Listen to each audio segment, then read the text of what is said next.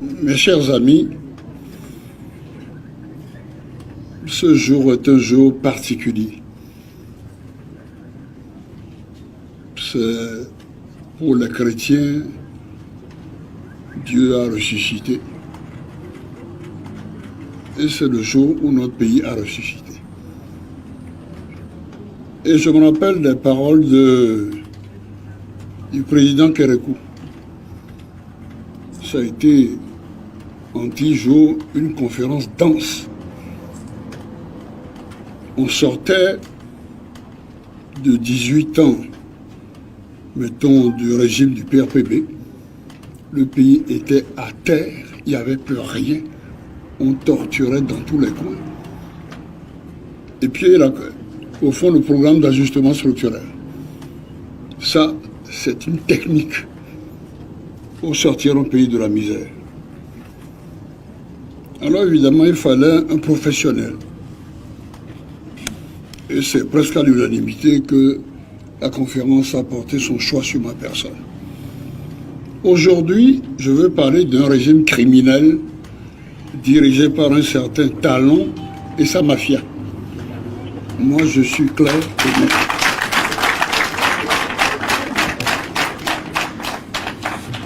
Alors, je voudrais que chacun de vous, messieurs les journalistes en particulier, vous puissiez lire, et on va vous... ce petit livre-là.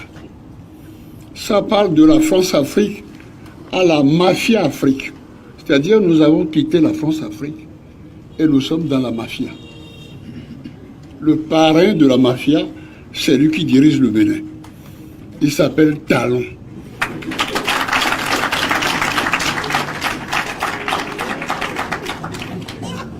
Je le connais bien puisque il s'est jeté à mes pieds à comment dirais-je, à Boulogne en disant, papa, sauve-moi. Je dis, mais qu'est-ce qu'il y a? Parce que ces petits qui viennent à la maison, là, des traînes, la savate, qui n'ont rien. C'est des gens, il faut se méfier. Il est même le parrain de ma petite fille. Il a épousé quelqu'un de la famille. Il a profité de ça. Alors, moi, je suis inspecteur des finances. Comme les journalistes, je ne parle jamais sans preuve. Sinon, on vous traîne en justice. Alors, celui qui est là, vous savez tous que c'est un criminel. Pourquoi? C'est simple, c'est pas moi qui le dis. C'est un jeune homme qui a écrit ce document-là. Je ne suis pas un héros. Il s'appelle, c'est un juge, Angelo Oussou. Il faudrait que chacun lise. Voilà ce qu'il a fait. Fait de tentatives d'empoisonnement. Il ne sera pas dit que vous n'avez pas lu ça. Si vous n'avez pas lu, je vous lirai ça. Fait de tentatives d'empoisonnement. Au terme des procès-verbaux de l'enquête préliminaire, dit le juge, des interrogatoires, auditions et confrontations, il ressort les faits suivants tels qu'ils ont été confessés. C'est une histoire aux airs de polar noir mettant en scène l'entourage du chef de l'État. Il s'agit de Yahi Boni. Zoubera Kora, gouvernante et nièce de la présidente de la République, Ibrahim Mama Sissé, son médecin, et Bassirou Adjani Sika, et naturellement Patrice Talon, T-A-L-O-N.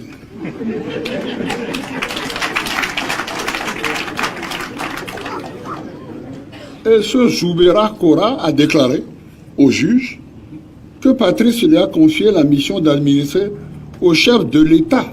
C'est ça qu'il faut dire aux gens. C'est pas bon. Des médicaments destinés à le rendre malade mentalement et d'y avoir reçu séance tenante, déjà comme pour se rincer les dents, 5 000 €. Et la promesse d'une somme de 1 milliard de francs CFA. Il ne parle pas de millions. Lui, ils sont dans les milliards. Les Abedou. Bon. Eh bien, les médicaments devaient lui parvenir par l'intermédiaire du docteur Ibrahim Mama Cissé, le médecin personnel. C'est ça qu'il faut dire au peuple. Quand on dit que tu dis les preuves, nous, inspecteurs des finances, on ne dit jamais rien, ça peut, les journalistes vous aussi, non? Hein? Il n'y a pas de crébé parmi vous, non? On ne sait jamais. De toute façon, moi je m'en fous. Ibrahim Mama Cissé dit avoir été reçu par Patrice Talon en présence des nommés Moudjahidou Soumanou. Moudjahidou qui est maintenant, je crois, il est l'ambassadeur au Koweït, non? L'un des plus grands voleurs du pays. Mais on viendra à ça plus tard. Eh bien, il a reçu la promesse d'une, alors, en présence des nommés Moudjahidou et Olivier Bocor. Voilà un champion aussi, là. C'est les machines agricoles. On appelle le vice-président. Enfin. Et naturellement, il affirme avoir reçu la promesse, lui aussi, d'1 milliard de francs CFA.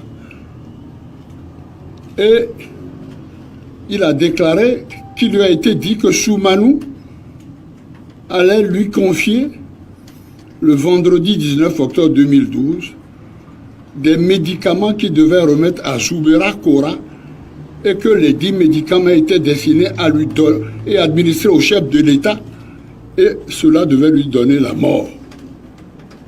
C'est ça, c'est un assassin.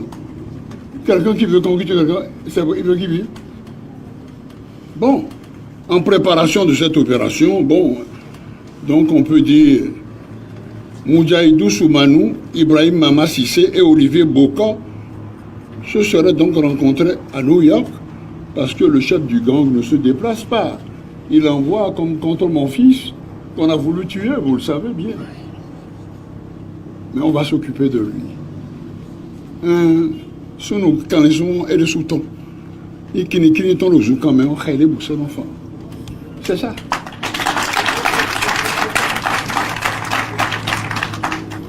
Alors évidemment, empêché, on a envoyé des gens là-bas. Moudjahidou déclare avoir effectivement ramené à Cotonou le vendredi 19 octobre 2012 les médicaments. Et il ajoute, alors il y a toute la composition,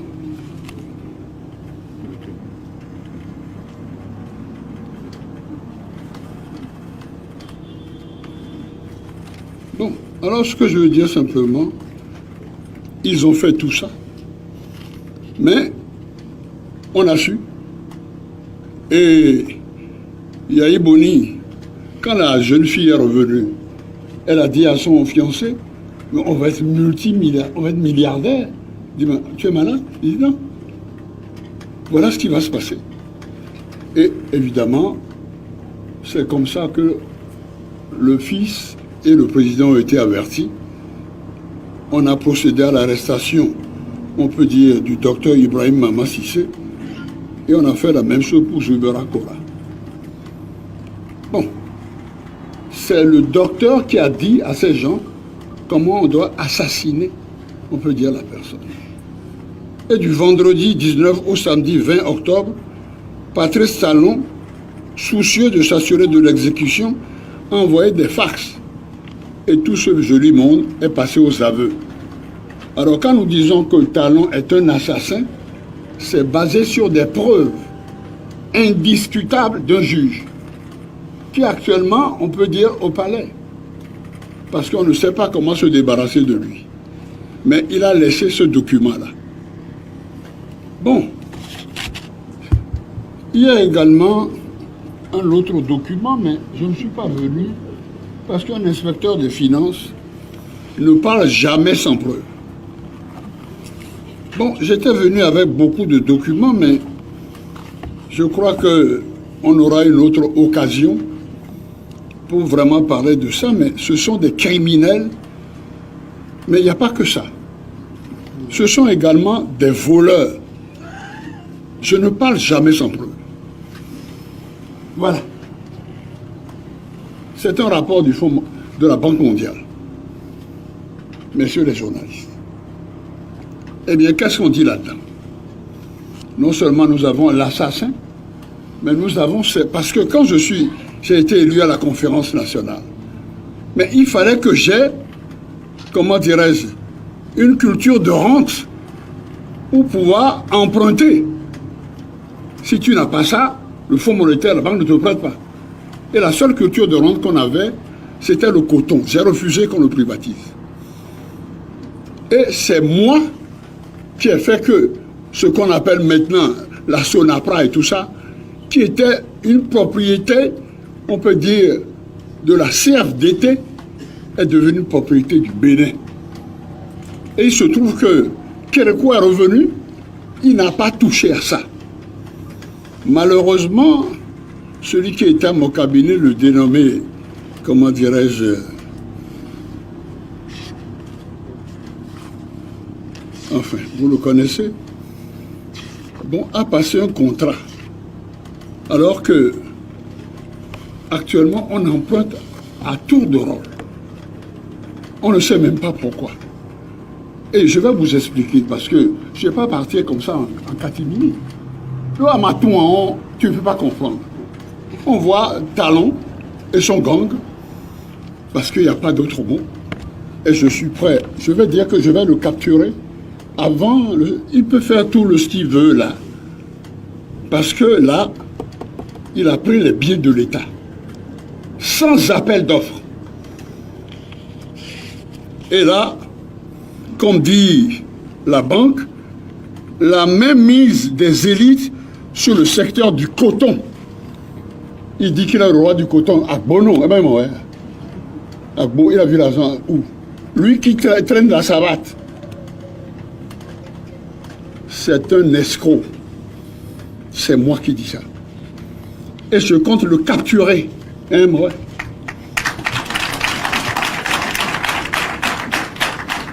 Parce que on n'a pas le droit de s'approprier le bien de l'État. Sans appel d'offres. Et contre l'avis de la banque qui disait, mais il n'y a pas besoin. Mettons, on peut dire, ça n'a pas de sens. Mais il ne faut pas. Mais dès que Kérékou est parti, qui a dit non, il faut rendre à César ce qui est à César. Eh bien, à la grande surprise, Yahi Boni a passé un accord avec, comment dirais-je, le bonhomme qui est là. Et naturellement, ils se sont entendus. Il y avait ce livre qui sortait qui disait « L'intrus qui connaissait la maison ». Quelle maison là? Et on dit que le journaliste en question, un certain, comment il s'appelle? Édouard Loco, est l'un des journalistes béninois les plus talentueux de ça. J'aimerais bien rencontrer ce talentueux gars-là. Vous le connaissez? Alors dites-lui que pourquoi il a peur de me rencontrer. Comment? Moi je suis un homme aimable. J'aimerais savoir. Et Yahi Boni a passé un contrat avec, on peut dire, le tueur. Et c'est ce tueur vers lequel il s'est retourné pour le chaos. Pourquoi? Il a demandé à ce moment-là qu'on lui donne le port. Il a donné le port, non? Il faut suivre la chronologie des faits. Pourquoi? Le port. Et il a créé le port sec. Il ne se gêne pas. Mais nous sommes là, je vais le capturer. Moi, je ne fais pas de souci. Non, parce que là, c'est trop gros. Tu voles et tu utilises l'État pour terroriser les gens et tu tires à balles réelles. Quand les chefs d'État m'ont dit, mais dis donc, ton petit là, tu sais que on n'a plus de gaz lacrymogène comme il a lancé contre toi.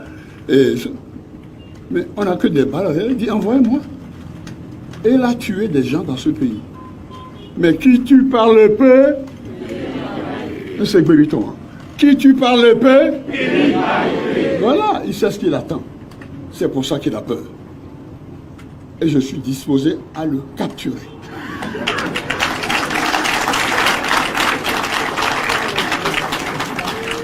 Alors voilà les documents que nous avons.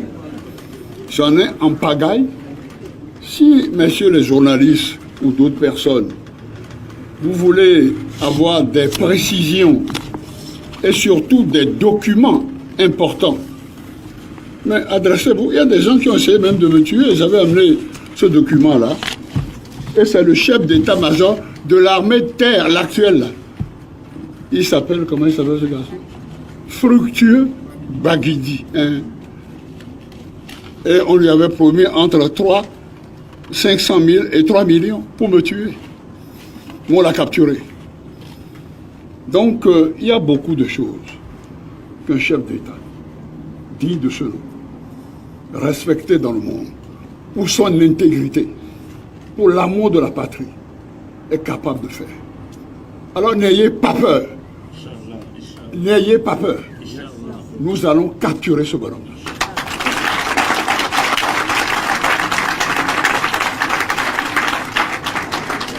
Il y a ce document que je voudrais, je ne sais pas comment. Il parle de la France-Afrique. C'est la France qui, évidemment,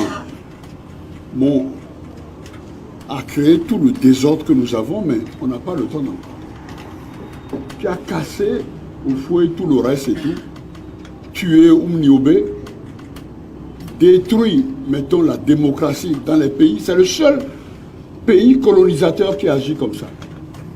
Aucun pays colonisateur, parce que quand le président américain Roosevelt a dit à Churchill maintenant, il est temps de libérer toutes les colonies du monde. Tu oublies qu'on était à l'une de tes colonies? Bon, le type n'était pas d'accord, mais il a accepté. Et quand ils ont vaincu Adolf Hitler, parce que De Gaulle a détalé comme un lapin devant, on peut dire, Adolf Hitler. Un lapin devant les troupes de Guderian. Il y avait un Allemand, monsieur de Roton. En 6 semaines, il a broyé l'armée qui était considérée comme la meilleure d'Europe.